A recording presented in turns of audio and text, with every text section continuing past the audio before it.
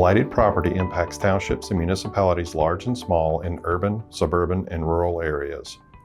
Land banks are a tool municipalities have to address blighted properties. Clyde Champ Holman has a long history of public service, including as a supervisor.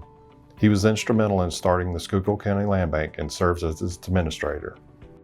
I think that land banks across the Commonwealth of Pennsylvania are necessary, I guess you would say sometimes an evil, but necessary, that helps communities put blighted properties back on the tax rolls. And it also helps school districts, it helps your county, it helps the taxpayers, eliminate blight, repurposing properties.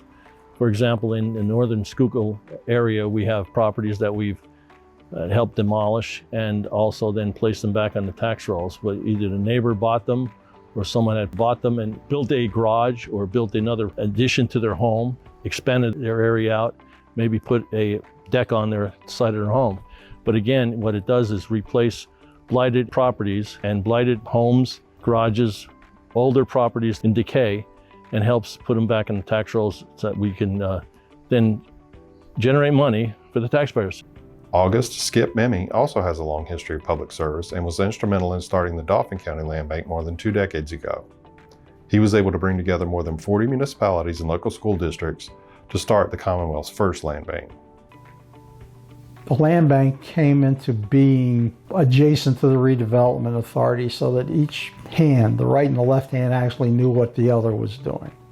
We then went out to the municipalities. It was about a 1.5 year effort between myself and my staff, visiting every one of the jurisdictions at a public meeting, explaining what we were looking to do, and getting them to sign the intergovernmental cooperation agreement. Likewise, with the school districts, we had to do the same thing. Again, explaining what blight was and is, and how the land bank would be one of the tools in the toolbox to try to stem blight. You're never going to eliminate blight.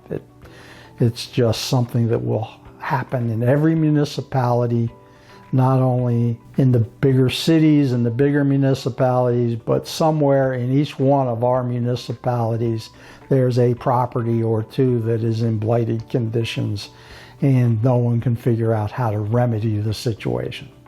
So it is one of those things that it's just a matter of education. You've got to teach everybody what blight is, how the toolbox works, and get them on board to understand that if they don't do this, it's only going to get worse.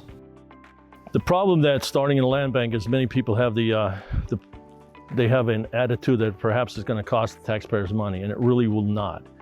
It's a positive thing if they would think in a positive way. Land banks are easy to establish. However, you should have the school districts, the county, and the local government involved in it.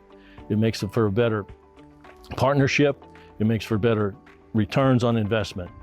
You don't need a lot of money to start a land bank, although the legislation does not have funding directly for it, but when you acquire properties, you get 50%. Land bank would get 50% from the school district, 50% from the borough, 50% from the county. And in that, don't forget that the county is now getting 50%, the borough is getting 50%, and the school district is now getting 50% of the properties that are now being fixed up. So the investment that is made is a small investment initially that could be enlarged into something that is larger, in which you were getting $0 before, now you get money from taxes now in the future.